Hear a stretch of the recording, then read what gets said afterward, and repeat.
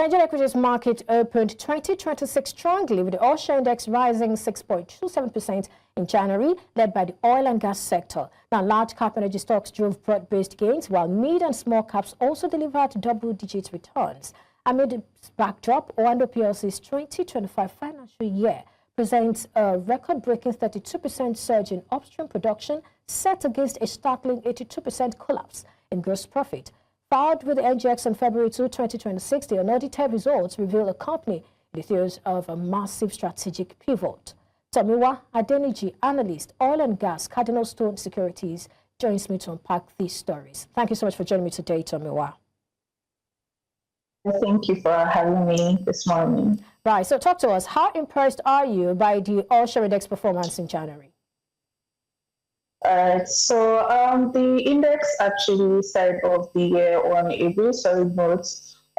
Again, as high as 7.2% before retreating to about 6.3% at the end of the month. What really led this performance were gains in, large cap stocks, MTN. We saw MTN gain about 11.9%. We saw Idle and Separate also being the main reason or main drivers for the ASI's performance during the month, as well as Zenith Bank and Dangsem. And these are stocks with pretty much strong fundamentals.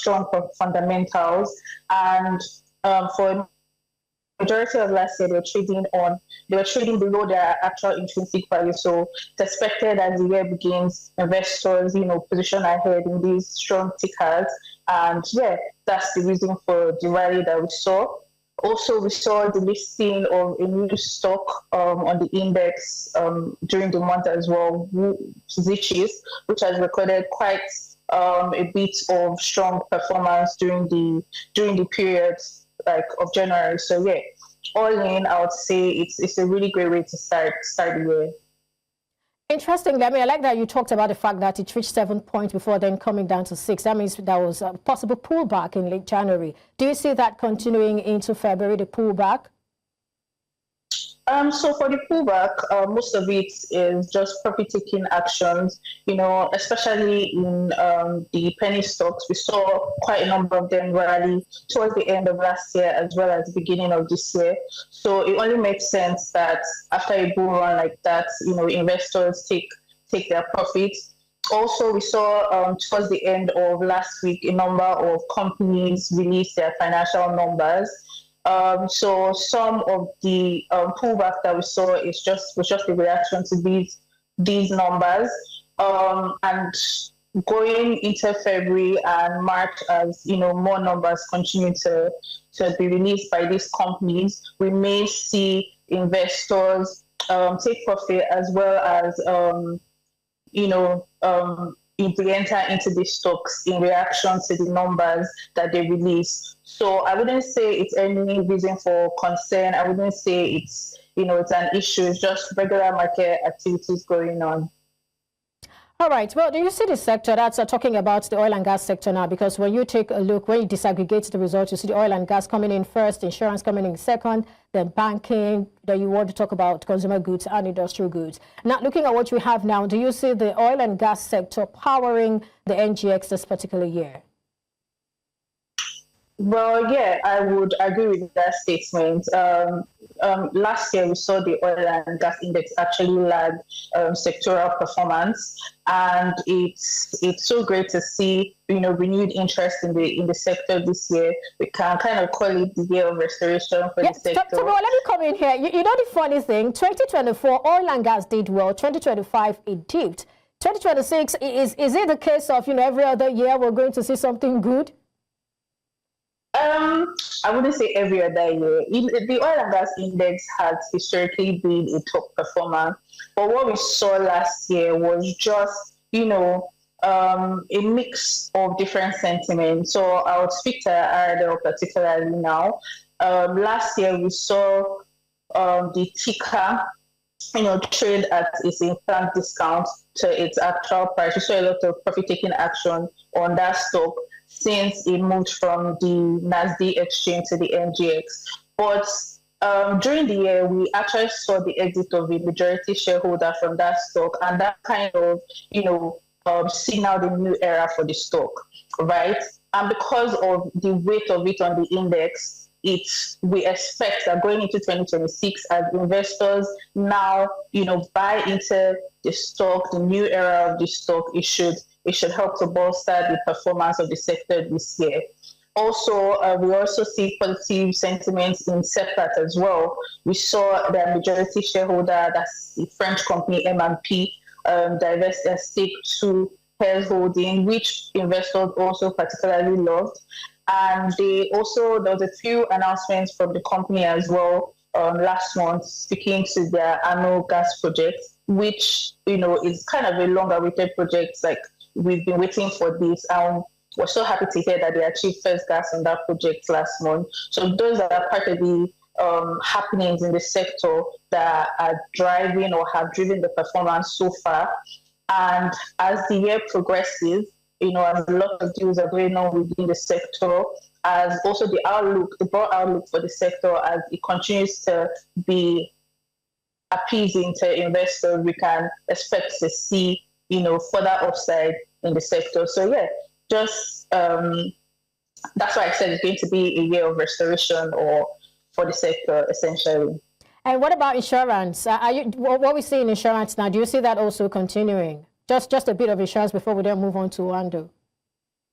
Okay, for the insurance sector, I think, it's also a new era for insurance. I feel with the ongoing policy adjustments going on in the sector, I feel it's setting a new pace for a new space for investors. So we should also see positive sentiment in that sector going forward into the year. All right, now let's turn our attention to Oando for a bit. Its 9-month results sort of showed us it was taking a hit on, its revenue as a result of the fact that Dangote Refinery was already producing petrol, and, that sort of affected it. But is that enough to cause, this 82% plunge we're seeing in its gross profit for the financial year 2025? I mean, should we be worried? Okay, so for Oando, we actually don't have coverage on that sector, so my response might be a bit limited here. But I did take a look at the financials. That's the 2025 financials that were released over the weekend, and I'll speak to that. So historically, we know that the company has had some challenges. Looking at their operating cash flows, has been negative for quite some while, but it seems to be improving. And also, in addition to the cash flow, we also see that they have an increased debt burden. That is post the Ajib acquisition that we saw. But I think the financials just paint a story of repositioning. So we can see that the company is trying to reduce their exposure in the downstream sector. We've seen a lot of downstream sector companies currently have issues, especially with their margins. We've seen their margins really contracting, and it just makes sense for the company to kind of divert away from that sector and focus more on their upstream assets. They do have a robust asset base following the acquisition. So yeah, it makes sense to, pivot towards that. Also, it's also worth noting that during the period, they also improved their production volumes. And I think we've also seen some improvements in their financial reporting, transparency, and consistency. So I think this is something that would help to rebuild investor confidence in that stock, making it one to watch out for this 2026. Right. I mean, I was going to ask you how you think investors should react to it, but I guess you already answered saying, this should rebuild investor confidence. All right, away from that, let's look at generally now the performance of the NGX in January. And then let's start with oil and gas, which of course we started from because it was the best performer anyway. Talk to us about any of the stocks within that sector that you probably would be taking to the bank. I think I'll speak to two stocks in the sector, that's Ardal and Seplat. The story for Seplat has always been great. SEPA has done it's been trading around 6,700 levels. It's quite a heavyweight stock. And in terms of their performance, they've done incredibly well over the years, especially following the acquisition that we saw in 2024 of the Secno assets, right? But because of the current price levels, it might be a little bit difficult, in terms of upside movements for the stock, which now draws my attention to Aradel. Aradel recently announced the acquisition of an additional stake in ND Western, and we believe that they should significantly bolster their production capability, their production volumes, and this should translate to a very big earnings upside for the company.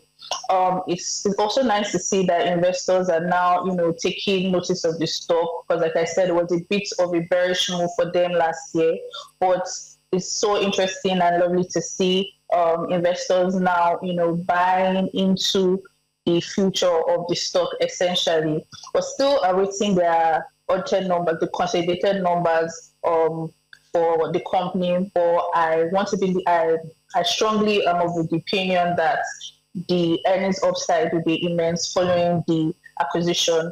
Also, especially in this current climate of crude oil prices being, kind of volatile, they have an integrated structure, and I feel this integrated structure shields them, so they operate across the chain from upstream to downstream. So should crude oil prices, soften or reduce, they can easily channel some of their volumes into the downstream sector as they continue to expand their refining capacity. And that makes Aradel want to also watch out for this year in the oil and gas sector. All right, apart from the oil and gas sector, generally speaking now, what sectors do you think investors should probably pay close attention to? Let's close on that. Okay, I'll speak to the banking sector. So I think for the banking sector, we can expect, is one to watch out for this year. We can expect to see normalization of earnings for companies within the sector. In 2023, 2024, we saw them record significant FX revaluation gains. But, as their earnings normalize this year, it would be nice to buy into these companies. Also, we expect that their credits, their earnings from loans should increase as more people take on credits, following our expectations for MPR rates reducing. So we expect this should help to bolster their earnings, their core earnings in that aspect. I think also for the industrial goods sector, the likes of WAPCO, the likes of Dangote, we also want to watch out for. We expect to see increased production volumes for these companies this year. There are a lot of infrastructure activities going on in the country at the moment. We have, a lot of projects. We have the Renewed Hope project as well. We have some airports and road projects. All of this is expected to support core earnings for these companies this period.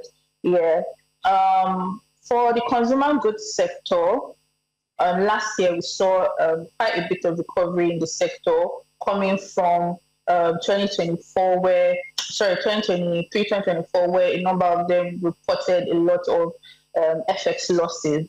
So it was good to see in 2025, as the currency stabilized, a lot more of these companies the FX losses began to reduce significantly.